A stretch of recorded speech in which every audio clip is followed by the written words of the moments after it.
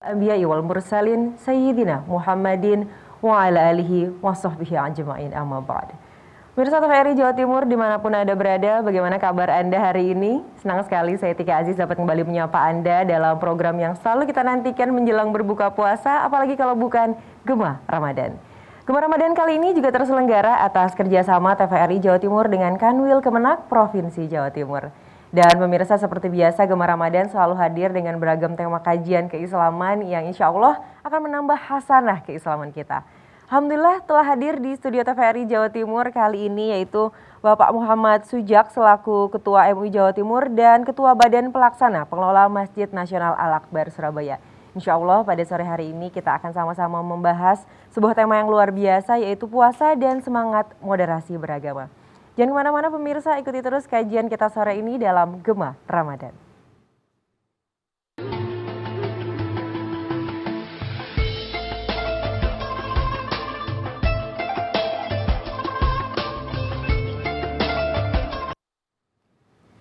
Baik pemirsa, Anda masih menyaksikan Gema Ramadan bersama dengan saya Tika Aziz dan insya Allah pada sore hari ini kita akan sama-sama membahas sebuah tema yaitu puasa dan semangat moderasi beragama. Alhamdulillah telah hadir di studio TVRI Jawa Timur narasumber kita hari ini pemirsa, langsung saja kita sapa Bapak Muhammad Sujak. Assalamualaikum Ustadz. Waalaikumsalam warahmatullahi wabarakatuh. Waduh, adem banget ini mendengar jawaban salamnya Ustadz. Sehat ya Ustadz ya hari ini ya? Alhamdulillah. Panjenengan? Alhamdulillah sehat juga. Sibuk Ramadan ini Ustadz?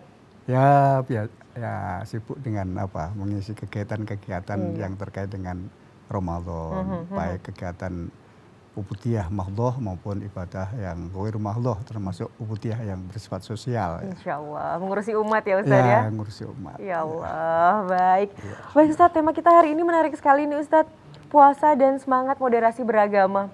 Nah, sebenarnya kalau mungkin di karangan para Ustadz, semangat moderasi beragama ini udah sering dibahas belakangan ini ya Ustadz ya. Istilah baru ini sudah banyak sekali dibahas di mana-mana, tapi mungkin bagi pemirsa di rumah banyak yang baru mendengar ini Ustadz. Sebetulnya moderasi beragama itu apa Ustadz maknanya? Silahkan Ustadz. Terima kasih. Assalamualaikum warahmatullahi wabarakatuh. Waalaikumsalam. Memang mungkin perlu sosialisasi yang lebih gencar lagi terkait dengan makna dari moderasi beragama. Moderasi beragama itu adalah suatu sikap, ya. Sikap yang mencerminkan bagaimana beragama secara moderat, tolerans, ya. Lalu di samping toleransi menghargai perbedaan, ya. Lalu kemudian menghormati kebudayaan lokal serta mengejawantahkan kemaslahatan umat secara bersama.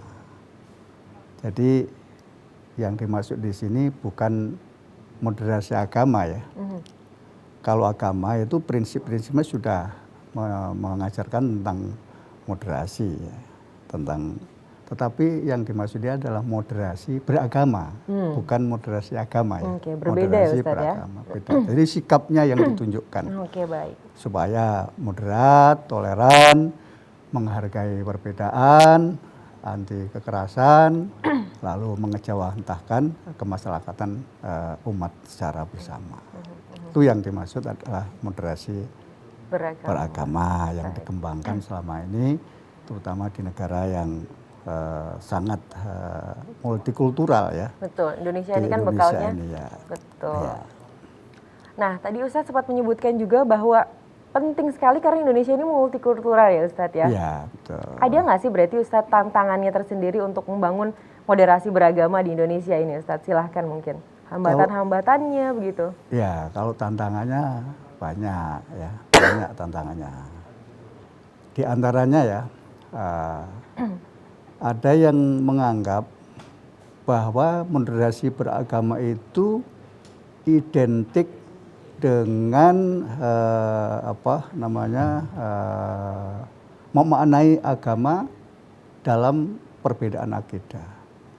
Artinya kadang-kadang ada yang mengkaburkan akidah di dalam Islam. Kadang-kadang ada orang yang memaknai demikian. Kalau begitu moderasi beragama itu adalah bisa mengaburkan akidah masing-masing agama. Ada yang berpendapat begitu. Lah, bagi orang yang berpendapat demikian itu perlu ada pemahaman. Pemahamannya bahwa moderasi beragama itu tidaklah identik dengan pendangkalan akidah atau mengkaburkan akidah, tidak. Tetapi ini adalah merupakan sikap pandang terhadap agama dari sisi kemanusiaan. Nah, gitu. Jadi ada 4 prinsip ya, 4 prinsip yang ada di dalam moderasi beragama itu. Yang pertama adalah komitmen kebangsaan. Nah, yang kedua toleransi. Yang ketiga itu anti kekerasan. Baik. Lalu kemudian yang keempat itu menghargai kebudayaan yang bersifat lokal. Nah, itu. Jadi 4 prinsip ini yang harus terus-menerus dikembangkan. Baik. Boleh diulang sedikit, mungkin pemirsa di rumah juga ingin menghafal begitu Ustadz ya, ingin mengingat-ingat. Kalau tadi ada komitmen kebangsaan begitu Ustadz ya, yang pertama. Betul. Kemudian yang kedua tadi ada toleransi ya Ustadz ya. Anti kemudian kekerasan dan menghargai kebudayaan lokal ya Ustadz ya. Nah, ini menarik, nanti akan kita bedah satu persatu ya Ustadz ya. Oke.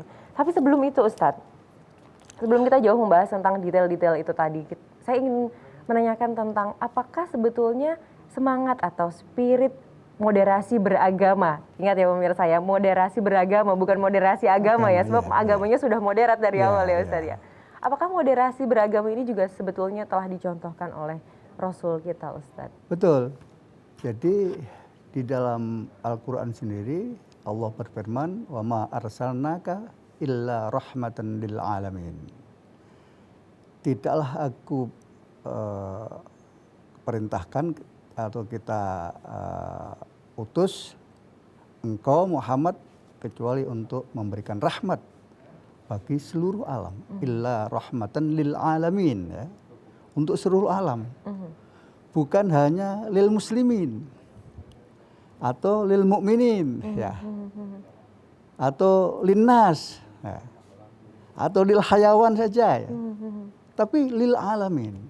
Alamin pengertiannya luas. Dari segi penciptaan Allah ya ada manusia, ya ada hayawan, ya hayawan itu dibagi-bagi lagi ya. Terus ada tumbuh-tumbuhan, ada gunung-gunung, lautan, daratan dan lain sebagainya, Jadi rahmatan lil alamin. Jadi bukan hanya yang berbeda agama saja, khusus manusia saja bukan, tapi rahmatan lil alamin. Dan manusianya kalau kita ambil juga bukan hanya muslim saja, Betul. bukan hanya mukmin saja, tapi semua ya. Seluruh agama, seluruh ras, seluruh etnis. Semua umat manusia dan seluruh alam. Right. Jadi bukan hanya spesialis ya, spesial untuk manusia saja. Manusia itu kan ada yang muslim, ada yang non muslim, kan begitu ya. Kemudian di samping manusia ada hayawan, ya kan? Hayawan itu macam-macam kan. Betul, banyak sekali. Di darat maupun di lautan, ya kan? Nah, kalau di lautan kan banyak ikan. Ikan itu ya macam-macam. Iya. Nah, sebenarnya membawa berkahnya ke semuanya ya semua, Ustaz, ya. Seluruh alam. Baik. Jadi Rasulullah Muhammad SAW itu diutus oleh Allah untuk memberikan rahmat seluruh alam. Rahmatan lil alamin. Nah, itu ya. Baik. Kalau kita juga melihat mungkin di zaman Rasulullah sendiri mungkin kan bermacam-macam ya Ustaz ya. Jadi, ada kaum macam-macam, agamanya juga macam-macam saat itu. Juga dicontohkan oleh Rasul ketika beliau hijrah dari Makkah ke Madinah. Ketika berada di Madinah, pertama kali yang dibangun oleh Rasul adalah masjid. Kemudian dalam hal tataran membangun pemerintahan di situ, itu diantaranya adalah dibangun saling hormat menghormati antara agama yang dipeluk oleh umat Islam, yaitu agama Islam, dan di sana di Madinah waktu itu namanya Yastrib ya, kota Yastrib, itu multi agama. Di sana banyak agama. Ya, non Muslim itu ada agama Majusi, ya, agama Nasrani, ya, dan agama-agama yang lain.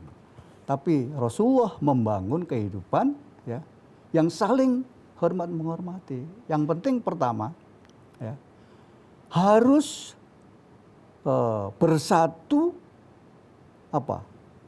komitmen terhadap kebangsaan, komitmen terhadap negara. Jadi semua harus komitmen untuk membangun negara ini.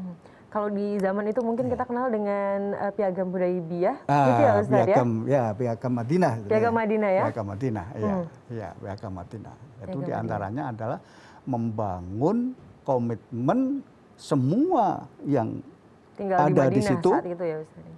Terlepas dari yang beragama Islam maupun yang non-Muslim, semuanya harus komitmen membangun negara. Tidak boleh merongrong negara. Artinya ini yang harus makanya yang pertama tadi adalah komitmen kebangsaan. Baik. Dan itu dicontohkan oleh Rasul ketika berada di Madinah. Masya Allah. Nah, gitu. Berarti kalau kita masuk dalam konteks keindonesiaan, artinya kita harus berkomitmen, kita sudah menjadi sebuah NKRI begitu ya? Betul. Dasarnya adalah Pancasila, konstitusinya adalah Undang-Undang 1945 begitu ya Ustadz ya? Betul. Itu yang harus dipegang teguh oleh semuanya. Jadi sekarang ada komitmen kebangsaan NKRI harga mati. Iya betul, harga mati itu Ustadz. Tidak boleh dirubah-rubah lagi, itu sudah komitmen, tidak usah diungkit-ungkit lagi, tidak usah dirubah. Nah gitu. Dan sebetulnya sudah dicontohkan juga oleh Rasulullah ya Ustadz ya. Jadi apakah landasannya harus semuanya sama begitu? Tidak mungkin ya Ustadz ya. Tidak mungkin. Jadi itu namanya berarti tidak anti kekerasan ya. Jadi kita harus menghormati, toleran. Nomor 2 tadi toleransi ya Ustadz ya. Nomor 2 tadi kebangsaan ya. Jadi kita berada di Indonesia, maka kita harus membuat komitmen bahwa NKRI ini adalah harga mati. Karena apa? Karena itu kita orang Indonesia ya, makan di Indonesia, sumbernya dari Indonesia, kita tidur ya di Indonesia, ya kan? Kita bekerja juga di Indonesia, mencari penghidupan juga di Indonesia, kan gitu ya. Kemudian nantinya ya, kalau sudah dipanggil oleh Allah juga, kita menghirup merasakan di Indonesia juga. Kecuali kalau ada kebetulan pas ziarah haji ya, umroh atau haji, kalau kemudian dipanggil di sana, kadang-kadang memang dimakamkan di sana.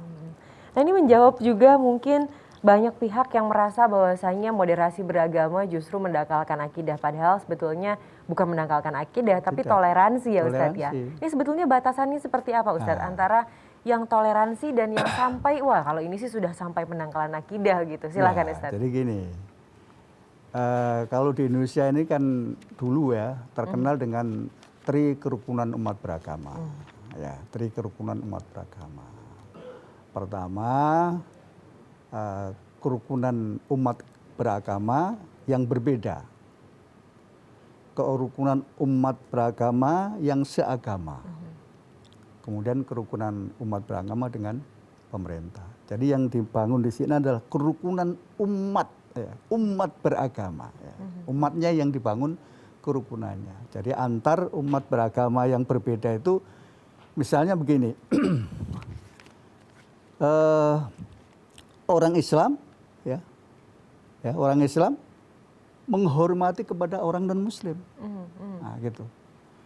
Tetapi orang Islam supaya tidak terjadi tololisasi agama, ya. Apa itu Ustaz itu? Artinya pendangkalan agama, ya. Maka umatnya yang dibangun kerukunannya, sikap umatnya yang dibangun kerukunannya. Agamanya tetap harus berkomitmen lakum dinukum Waliyadin. waliyadin. Ya. Bagimu agamamu, bagiku agamaku. Gitu. Jadi kalau umat Islam itu tidak boleh ketika sholat Jumat, lalu ngajak-ngajak temannya orang yang non Muslim berajak Jumatan. Terus orang yang non Muslim juga begitu. Jangan sampai ngajak-ngajak orang Islam kemudian bersembahyang di gereja misalkan. Nah, begitu. Itu yang harus dibatasi. Kalau itu terjadi, itu namanya tidak toleran. Kita menghormati umat Islam, menghormati umat agama yang lain. Mereka beribadah sesuai dengan ajaran mereka. Umat Islam juga begitu. Melakukan ibadah ya, tanpa ada gangguan dari pihak yang lain. non Muslim. Jadi orang Islam menjalankan ibadahnya sesuai dengan ajaran agamanya, ya. Orang non Muslim juga dipersilakan menjalankan agama sesuai dengan ajaran agamanya. Kalau ini sudah dibangun, ya, maka tidak ada yang namanya kerusuhan antar umat beragama, karena sudah toleran. Sudah silakan yang beragama Islam menjalankan agama sesuai dengan agamanya. Yang non-Muslim gitu ya, silakan Ustaz, ya. gitu. Tapi kita bisa gandengan tangan bekerja sama membangun Indonesia begitu Ustaz ya. Jadi, Sebetulnya indah betul. sekali, Masya Allah. Jadi yang bersifat sosial, bertetangga dengan orang Islam, dengan non-Muslim misalkan ya, itu sebatas kemanusiaan. Baik. Jadi kalau ada yang meninggal, kita ikut menghormati dia. Betul. Nah, bukan ikut menyembayangi, tidak. Iya, beda ya Ustaz. Orang non Muslim juga begitu. Oke.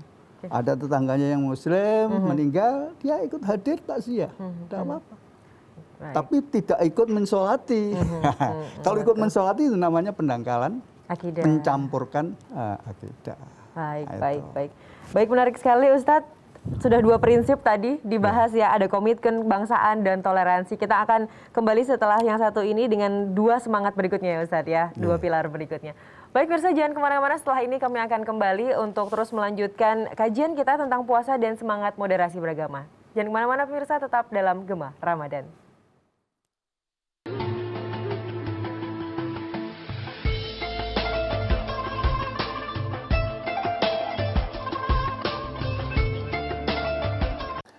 Assalamualaikum warahmatullahi wabarakatuh.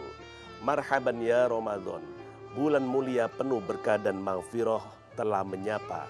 Sucikan hati, bersihkan jiwa, perkuat solidaritas pada sesama. Semoga diampuni segala dosa.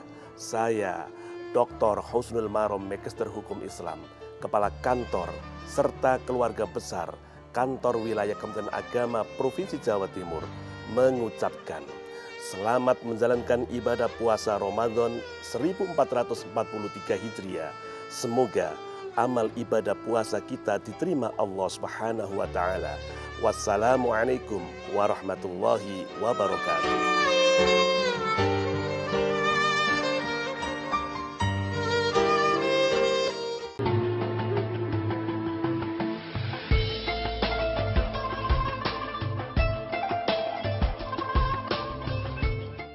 Baik pemirsa, terima kasih Anda masih bersama kami dalam Gema Ramadan yang alhamdulillah pada kesempatan sore hari ini kita sedang membahas tema yang menarik sekali, yaitu puasa dan semangat moderasi beragama. Nah, untuk membahas tema ini alhamdulillah tadi sudah ada di segmen 1 juga ya Ustadz Yas. Kita bersama dengan Ustadz Muhammad Sujak hari ini.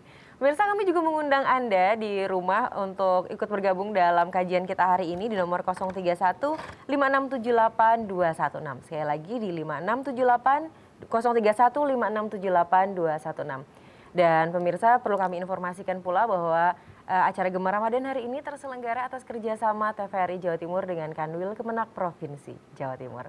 Saya lanjut lagi pemirsa dengan Ustadz Sujak. Ustadz, tadi sudah sedikit dibahas tentang ada prinsip-prinsip sebetulnya dalam moderasi beragama itu yang harus dijaga antara kerukunannya ada 3 macam ya Ustaz ya. Iya, iya. Kerukunan antar umat beragama, umat Islam dari yang non Muslim, kemudian juga yang Muslim dengan yang Muslim atau inter umat beragama, dan antara umat beragama dengan pemerintah. Mungkin bisa dilanjutkan, silakan Ustaz. Iya. Jadi yang nomor 2 itu adalah kerukunan antar intern umat beragama. Jadi bukan Islam aja ya, antar intern umat beragama. Jadi Muslim Artinya dengan Muslim. Islam dengan di dalamnya seagama Islam, terus yang non Muslim misalnya dengan Kristen Protestan, antar Protestan, terus Katolik juga demikian, Hindu juga demikian, Buddha juga demikian, Konghucu juga demikian. Jadi saya tidak membahas yang non Muslim ya, yang antar intern Islam ya, antar intern umat Islam. Kita sepakat bahwa perbedaan di dalam intern umat beragama Islam itu jelas ada, ya, jelas ada. Kalau mengatakan tidak ada itu, maka itu berarti tidak jujur. Terasa Puasa sekali. mengajarkan kejujuran, pasti ada. Tetapi perbedaan pendapat di dalam Islam itu supaya menimbulkan rahmat. Kan ikhtilaful ummah rahmatun ya. Jadi perbedaan umat itu adalah perbedaan pendapat umat itu adalah bisa mendapatkan rahmah. Nah, ini harus ada pemahaman. Memang sebaiknya ya segala sesuatu itu kalau bisa disamakan. Tetapi kalau sudah tidak bisa disamakan, ya, maka harus sepakat untuk berbeda. Jadi setuju dalam perbedaan. Nah, itu seperti apa ini maksudnya? Seperti apa contohnya? Ya? Contoh yang mengawali Ramadan. Nah, itu yang paling yang paling hangat gampang ya. Mengawali Ramadan. Itu kan ada 3 metode ya. Di dalam Islam itu ya. Pertama metode hisab. Terus metode ru'yat. Ya katakanlah yang hisab itu yang dianut oleh organisasi umat Islam Muhammadiyah. Nah, ru'yat yang kedua metode ru'yat. Ru'yat itu yang dianut oleh NU. Nahdlatul Ulama.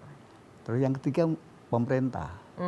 Pemerintah menggabungkan antara metode hisab dengan metode ru'yat. Nah, mengawali Ramadan tahun ini, ya, kan terjadi perbedaan. NU sudah menetapkan bahwa 1 Ramadan ya, pada hari Sabtu kan, Sabtu. Nah, sedangkan ru'yat pada umumnya ya itu adalah bahwa Sabtu ya, malam Sabtu ya, Jumat malam Sabtu ketika melihat bulan tidak tampak. Karena tidak tampak, maka tidak bisa dilihat ya, maka disempurnakan 30 hari. Maka kemudian tidak Sabtu puasanya, tapi disempurnakan 30 hari menjadi hari Ahad. Kan gitu ya. Pemerintah menggabungkan ini. Karena itu pemerintah hari Jumat sore itu ya, mengadakan ru'yat di berbagai titik.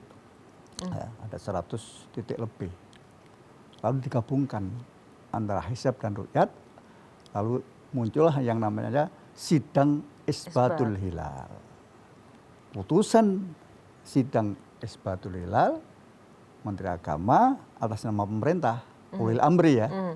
Maka kemudian menetapkan bahwa awal Ramadan jatuh pada hari Ahad. Ini perbedaan. Nah, perbedaan. Karena kenapa terjadi perbedaan? Dan boleh terjadi perbedaan di sini karena sama-sama mengacu kepada ajaran Islam. Ya, sama-sama mengacu kepada ajaran Islam. Dan terjadi perbedaan karena di situ adalah wilayah ijtihad. Nah, wilayah ijtihad. Kalau wilayah ijtihad bisa beda pendapat. Tapi kalau wilayahnya usuliyah, maka tidak boleh terjadi perbedaan pendapat. Boleh dibantu dijelaskan mungkin Ustadz nih misalnya- kalau di misalnya rumah ini ya. usuliyah dan ijtihad ini. Ijtihadiyah atau furu'iyah. Ya. Contoh sholat subuh. Sholat subuh itu 2 rakaat. Baik. Tidak boleh terjadi perbedaan. Tiba-tiba ada 3 gitu ya. Tiba-tiba Ramadan misalnya ada usulan misalnya. Ramadan eman rek. Sholat subuh 2 rakaat. Mbok ditambahi menjadi 8 rakaat misalnya begitu. Karena kan banyak pahala di dalam bulan Ramadan. Misalnya begitu. Wah, itu tidak bisa. Karena itu yang bersifat usuliyah, bersifat pokok. Baik. Jadi kalau bersifat pokok, maka tidak boleh terjadi perbedaan pendapat. Baik. Nah ini. Kalau yang bersifat ijtihadiyah atau furu'iyah, itu bisa. Cabang Contoh begitu sholat, Ustadz ya. ya, sholat subuh juga ya. Sholat subuh kalau 2 rakaat jelas itu usuliyah. Tidak boleh terjadi beda. Di negara manapun tidak boleh Harus terjadi. 2, Harus Ustadz, ya. 2 rakaat. Lah, sekarang yang furu'iyahnya apa di dalam sholat subuh? Kunut. Kunut. Ada yang kunut, ada yang tidak. Yang penting toleransi. Yang kunut jangan menghina kepada yang tidak kunut. Yang tidak kunut juga jangan mengolok-olokkan yang kunut. Nah itu yang penting toleransi di situ. Jadi kalau yang bersifat furu'iyah bisa terjadi beda pendapat. Inilah yang dimaksudkan semangat ukhuwah, semangat apa? Persaudaraan, moderasi beragama, yang intern umat beragama tadi. Di dalam non muslim juga saya kira banyak. Pasti ada tapi itu. Kita tidak membahas tentang yang non muslim, tetap kita yang bahas. Dan masih banyak dalam hal-hal di dalam ajaran Islam yang bersifat usuliyah maupun yang bersifat furu'iyah. Artinya kalau kita sebagai umat muslim menghadapi perbedaan-perbedaan begitu, kita harus melihat kembali begitu ya. Itu hal yang sifatnya usuliyah atau furu'iyah begitu ya. Kalau usuliyah, wah itu harus dipertanyakan, boleh diperdebatkan karena jangan-jangan nanti akan mendangkalkan akidah atau sebagainya Ustaz ya. Tapi kalau furu'iyah harus diterima asal ada dasarnya begitu ya. Ini yang perlu kedewasaan sepertinya Ustaz ya. Karena alhamdulillah sekarang ini beda dengan dulu. Dulu itu ketika tahun berapa, 80-an ya, terjadi perbedaan dalam mengawali Ramadan. Dulu itu sampai bertikai itu. Ya Allah. Kalau ada surau musola yang berbeda, wah itu bisa dilempar-lempar. Ya Allah. Iya. Alhamdulillah sekarang sudah dewasa. Alhamdulillah, insya Allah ya Ustadz ya. Jadi kalau melihat perbedaan sudah dipandang sesuatu hal yang biasa. Amin insya Allah. Tapi masalahnya Ustadz kadang-kadang masih terjadi loh Ustadz. Walaupun sekarang mungkin pertikaiannya bukan langsung di depan musolanya begitu. Tapi di sosial media nih Ustadz nih. Kadang masih terjadi di grup-grup WhatsApp, di Instagram, di Facebook begitu. Nah ini gimana harusnya kita menyikapi hal ini Ustadz? Kalau ada perbedaan yang sebetulnya sifatnya furu'iyah dan akhirnya ada pertikaian di sosial media. Ini bagaimana Ustadz? Itulah yang harus dikembangkan terus. Disosialisasikan terus toleransi umat beragama ini. Kalau terjadi perbedaan pendapat, maka kemudian yang penting ada dasarnya. Ada dasarnya dari norma ajaran Islam. Sepanjang ada dasarnya, maka kita tidak boleh menghakimi, menyalah-nyalahkan, bahkan kadang-kadang mengkafir-kafirkan. Nah itu yang berbahaya Ustadz. Yang karena paling itu terus-menerus harus disosialisasikan moderasi beragama ini, sehingga timbullah masyarakat yang damai, yang tentram, yang menjunjung tinggi ukhuwah, semangat persaudaraan. Berbeda boleh. Tetapi semangat ukhuwah, semangat persatuan, semangat kerukunan harus tetap dijaga. Nah ini yang penting. Jadi sosialisasi barangkali yang perlu digencarkan. Digencarkan ya. Dan mungkin bagi kita semua juga mungkin harus lebih banyak mendengar, melihat bahwasanya memang Islam ini sebenarnya berbeda. Mazhabnya aja ada 4 ya Ustadz Iya, ya. iya. Iya, jadi wajar kalau ada Itu yang perbedaan. mutabaroh itu yang 4 itu. Masih ada Masih ada mazhab yang lagi, lain, sehingga ya. fitrahnya memang ini Iya. sudah ada perbedaan-perbedaan Iya, begitu ya iya, Ustadz iya, ya. Kalau betul. dipaksakan sama, ini Iya. yang justru nanti akan menimbulkan perpecahan. Nah, ini nanti kita akan bahas yang selanjutnya soal Betul, kekerasan betul. ya Ustadz ya. Iya, iya. Tapi sebelum itu saya ingin juga menanyakan seputar tema kita hari ini Ustadz. Iya, iya. Kita bahas soal moderasi beragama, toleransi tadi. Terus dikaitkan dengan bulan Ramadan atau bulan Ramadan, puasa. Ini iya. sebetulnya memang berkaitan atau tidak berkaitan sih Ustadz? Oh, sangat berkaitan. Nah, ya, silakan Ustadz. Gini, puasa itu ya ada yang bersifat struktural Waduh, Ustadz dan tahan ada dulu. yang bersifat fungsional. Baik, baik. Kita tahan dulu Ustadz ya. Oh, iya, iya. Oke. Baik, Assalamualaikum. Dengan siapa di mana? Waalaikumsalam warahmatullahi wabarakatuh dari Mojokerto. Iya, Oke. silakan dengan Bapak siapa, Pak? Pak Nurholik. Baik, Pak Nurholik di Mojokerto ya, Pak. Silakan pertanyaannya langsung saja ke Ustadz Sujak. Iya. Iya. Pak Yai. Saya mau tanya tentang imam. Ah, ya, ya. Baik. Seorang imam itu kan penganut semua masyarakat, mengajak ke jalan surga. Itu yang mau saya tanyakan. Ya. Oke. Karena tersangkut dengan aktivitas pekerjaan. Hmm. Itu apakah nanti bisa dipertanggungjawabkan? Berarti ada persoalan. Karena pekerjaannya itu terlarang dari agama, Oke. yaitu melakukan aktivitas Aktif apa? Aktivitas seperti apa, Pak? mengembangkan uang. Mengembangkan uang. Oh. Baik. Mungkin riba begitu ya, Pak Iya. Nurholik ya? Iya. Baik. Apalagi sebagai takmir masjid. Mhm, mhm. Nah, itu yang saya tanyakan Pak Yai. Assalamualaikum warahmatullahi wabarakatuh. Waalaikumsalam warahmatullahi wabarakatuh. Nah, kalau ini wabarakatuh. masuk toleransi, hal yang ditoleransi atau bisa mendangkalkan akidah nih Ustadz nih. Iya, Jadi ada iya. imam masjid yang punya profesi berhubungan sekali dengan riba begitu, padahal Iya. beliau selaku takmir. Nah, ini bagaimana harusnya Ustadz? Ya, Silakan. harusnya itu imam itu dibentuk imam itu untuk diikuti oleh jamaah. Nah, Ju'ilal imamu liyutamma bih.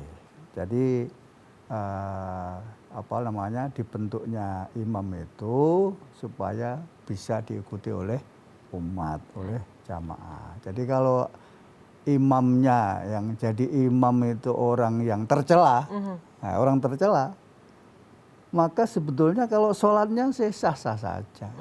Ya tak? Sholat itu apabila dijalankan sesuai dengan syarat dan rukunnya, rukun dan syaratnya terpenuhi maka sah. Tapi itu tercela, ya, tercela. Jadi seyogianya imam itu adalah yang memang dia apa namanya, pertama itu yang alim, ya, yang alim. Kemudian yang kedua yang bacaannya bagus, baik. ya. Lalu yang ketiga itu adalah orang yang baik, orang yang baik. Orang baik itu artinya ya orang yang menjalankan syariat Islam dengan benar. Maka seyogianya diberikan saran kalau menurut saya takmir, misalnya ada takmir. Takmir itu kan ada masa baktinya, masa pengabdiannya. Ya disarankan saja ke masyarakat kalau nanti memilih imam ataupun memilih takmir itu yang memenuhi persyaratan menjadi takmir maupun yang menjadi imam. Seperti Idealnya kriteria tadi itu. Sehingga imam itu betul-betul tidak tercela. Baik, Kalau baik. tercela itu menimbulkan makmumnya menjadi ragu-ragu. Resah begitu Iya, juga ya Ustaz. ragu, ya gitu. Itu Jadi sebaiknya begitu, saran, ya Iya. saran. Dan kemudian yang menjadi imam, menjadi ketua takmir ya gitu juga. Jangan melakukan hal-hal yang dilarang oleh ajaran Islam. Sebaiknya begitu ya, saran aja.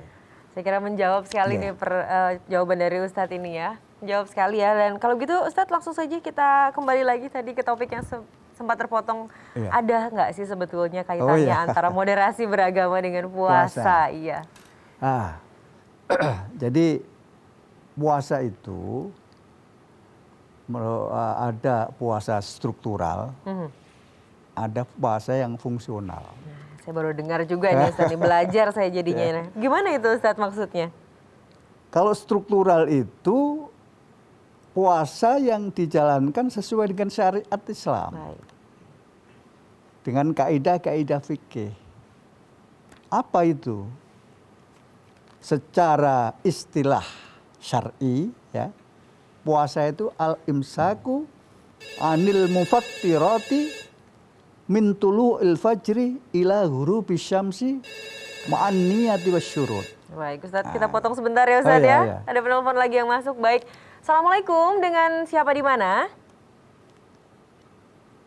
Halo, Assalamualaikum. Waalaikumsalam warahmatullahi wabarakatuh. Iya. Dengan Ibu siapa di mana, Bu? Itu Bu, tentang perbedaan Pak Yai. Oh, oke. Dengan Ibu siapa, Bu? Iya, iya, itu perbedaan puasa. Ada yang hari Ahad, Iya. ada juga yang hari Sabtu ya. Iya. Ya. Terus ini yang saya tanyakan tentang itu Pak, Lailatul Qadar itu kan malam ganjil. Ya. Ya, terus gimana itu Pak antara perbedaan puasanya dan perbedaan Lailatul Qadar tentang ganjilnya hari itu? Oh, iya, iya, iya.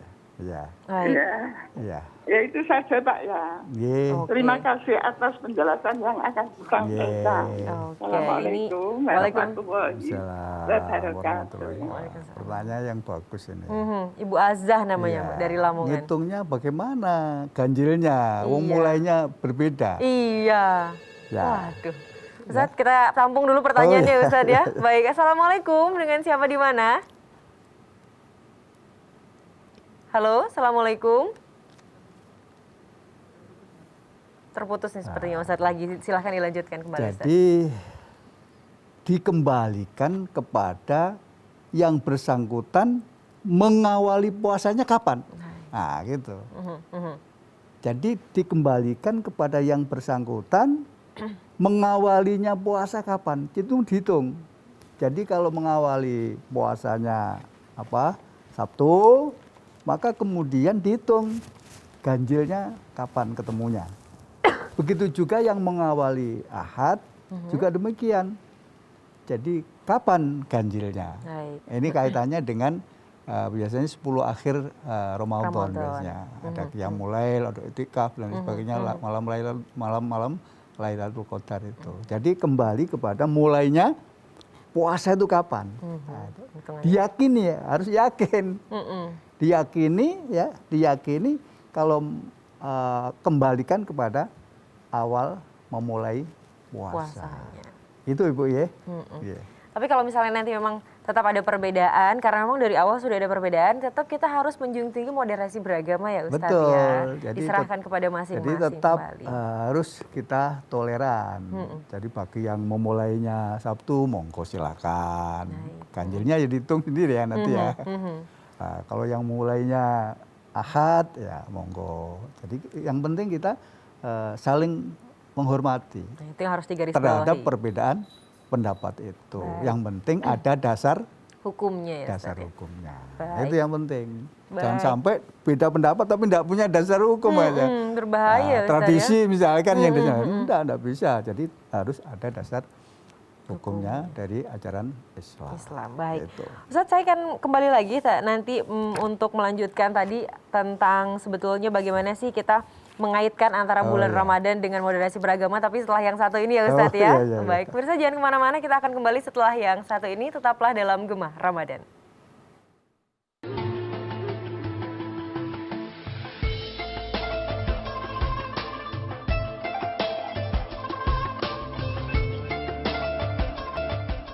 Terima kasih pemirsa TVRI Jawa Timur dimanapun Anda berada. Anda sedang menyaksikan Gema Ramadan yang saat ini sedang membahas tentang puasa dan semangat moderasi beragama. Sempat terpotong tadi karena ada penelpon yang masuk. Ustadz Sujak sedang membahas tentang kaitan antara puasa dengan moderasi beragama. Sempat disinggung juga tadi tentang puasa itu ada dua macam, yaitu puasa struktural dan puasa fungsional. Kita tadi berhenti di puasa struktural, Ustadz. Ya. Iya. Jadi maksud kami puasa struktural itu sesuai dengan syariat. Artinya menjalankan puasa itu ya, al-imsaku anil mufattirati min tulu'il fajri ila ghurubis syamsi ma'an niyati wasyurut. Puasa secara syar'i atau struktural itu adalah mencegah dari hal-hal yang membatalkan puasa. Mulai dari terbitnya fajar sampai tenggelamnya matahari dengan niat dan syarat-syarat tertentu. Itu yang struktural atau sesuai dengan istilah syar'i. Lah kemudian yang fungsional. Yang fungsional ini puasa diwajibkan oleh Allah kepada orang-orang yang beriman itu agar orang-orang yang beriman itu mulai melalui puasa dia menjadi orang yang bertakwa. Nah, itu fungsionalnya. Ya ayyuhalladzina amanu kutiba alaikumusyamu kama kutiba alal ladzina min qablikum la'allakum tattaqun. Jadi fungsional jadi situ. Puasa yang fungsional itu adalah ketika dia orang yang beriman lalu menjalankan ibadah puasa, maka setelah menjalankan ibadah puasa itu fungsinya untuk mencapai derajat yang tertinggi di mata Allah, ya, yaitu derajat muttaqin. Nah, ini fungsionalnya. Lalu tanda-tandanya apa? Orang yang bertakwa itu banyak. Di antaranya dijelaskan di antaranya dalam surat Ali Imran itu ya. 134 alladzina yunfiquna fis sarra'i wad dharra, yaitu orang yang gemar menginfakkan sebagian harta bendanya ke jalan Allah baik dalam keadaan lapang maupun dalam keadaan kesempitan. Suka berderma, suka membantu kepada sesama. Nah, itu ya. Jadi puasa yang fungsional itu dia mempunyai fungsi hablum minallah ya, dan juga mempunyai fungsi hablum minannas. Muttaqin itu ya. Cinta kepada Allah, hubungan kepada Allah baik, hubungan kepada manusia yang juga baik. Di antaranya alladzina yunfiquna fis sarra'i wad dharra. Orang yang gemar menginfakkan sebagian harta bendanya ke jalan Allah, baik dalam keadaan lapang maupun dalam keadaan kesempitan. Dalam keadaan lapang dia suka untuk berderma. Dalam keadaan kesempitan pun dia juga tetap suka berderma. Nah ini. Mungkin orang yang dalam keadaan sempitan ya, mungkin berkata, iya kalau orang yang lapang, orang yang punya harta benda banyak ya gampanglah untuk berderma ya. Tapi bagi yang dalam keadaan kesempitan kan sulit untuk berinfak, bersedekah. Belum tentu. Tergantung takwa apa enggak ya Ustaz? Belum, iya betul. Jadi belum tentu orang yang punya harta benda banyak itu pasti suka berderma. Belum tentu. Belum tentu. Betul sekali Ustaz. Karena orang yang punya harta banyak itu ujiannya juga besar. Besar. Godaannya beli yang branded itu besar ya Ustaz ya. Iya. Gangguannya juga besar. Apa? Di antaranya rasa eman. Astagfirullahaladzim. Iya, eman.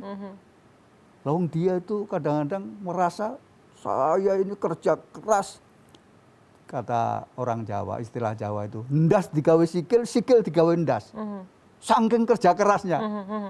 Lah kok diberikan orang lain kan eman-eman. Gitu. Jadi orang yang punya harta banyak itu belum tentu dia suka berinfak. Dia juga belum tentu suka sedekah. Dia juga belum tentu suka mengeluarkan zakatnya, belum tentu juga dia suka membantu sesama. Baik. Makanya disebutkan itu baik dalam keadaan lapang maupun dalam keadaan Sempit. kesempitan. Nah, Baik. ini hubungannya dengan puasa itu. Baik, fungsionalnya seperti Fungsional itu ya. jadi begitu. Terus yang kedua, wal kadhiminal ghaidh.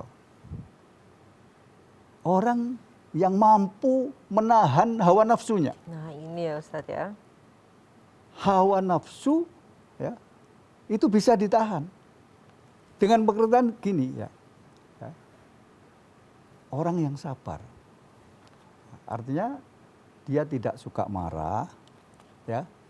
Dan juga tidak suka menjelek-jelekan orang lain. Tidak suka menghina orang lain.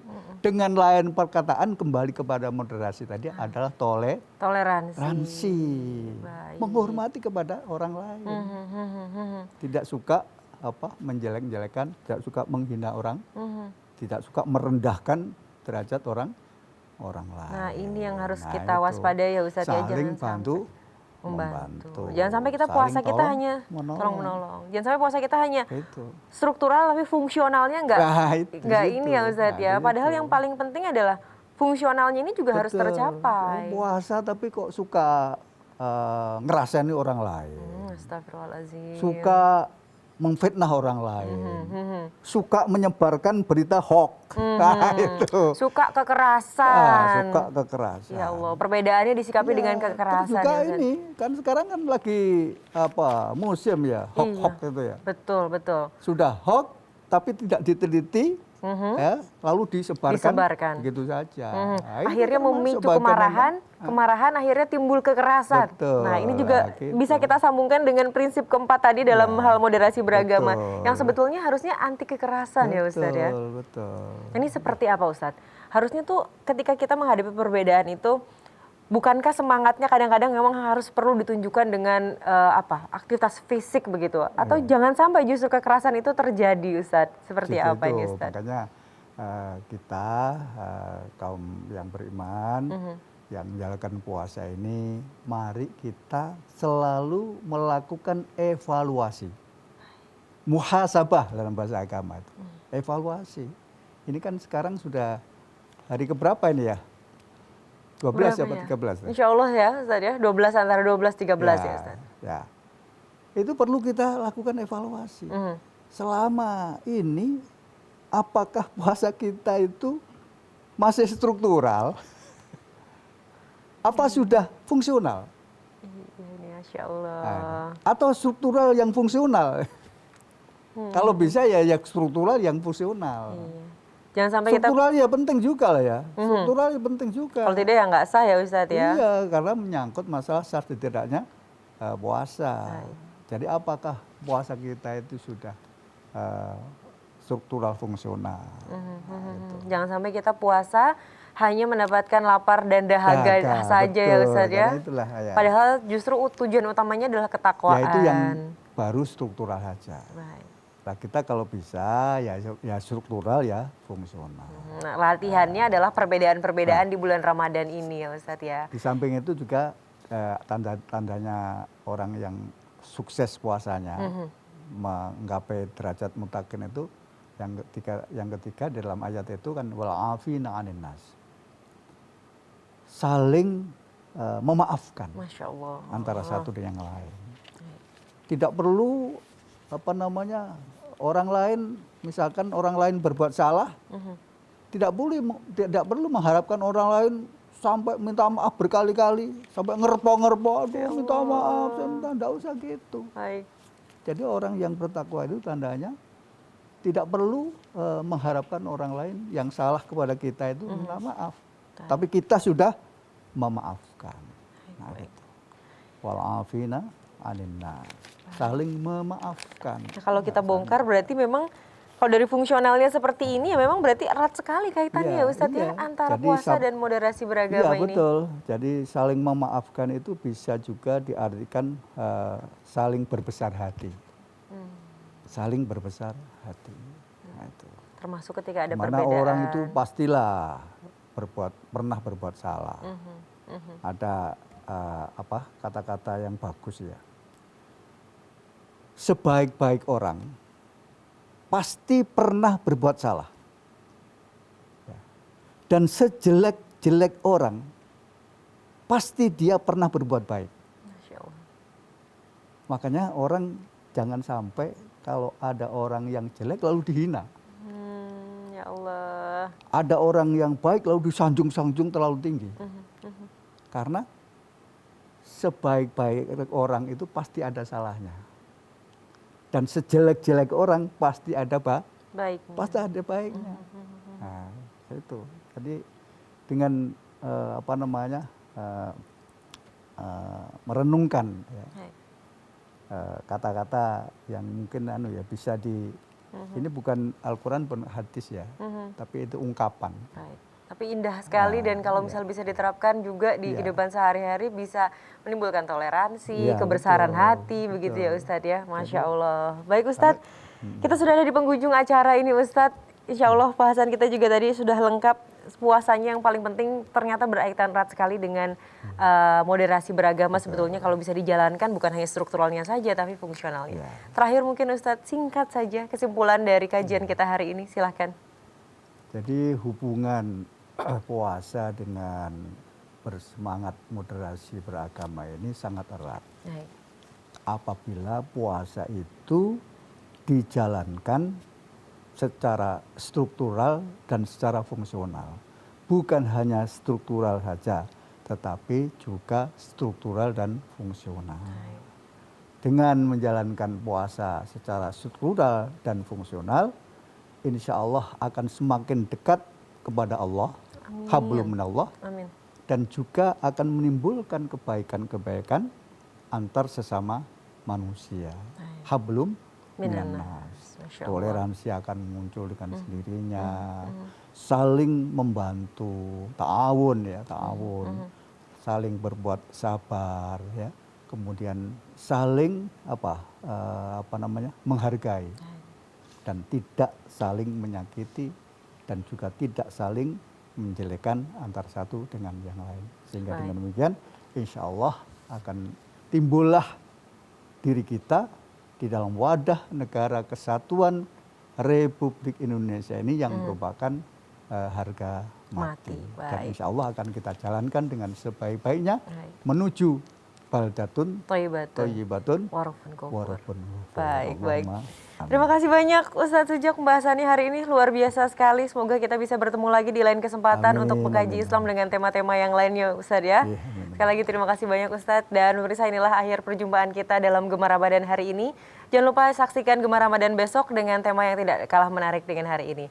Akhir kata saya Tika Aziz beserta kru yang bertugas mengucapkan terima kasih banyak atas kebersamaan Anda. Wallahul muwaffiq ila aqwamit thoriq. Wassalamualaikum warahmatullahi wabarakatuh. Waalaikumsalam warahmatullahi wabarakatuh.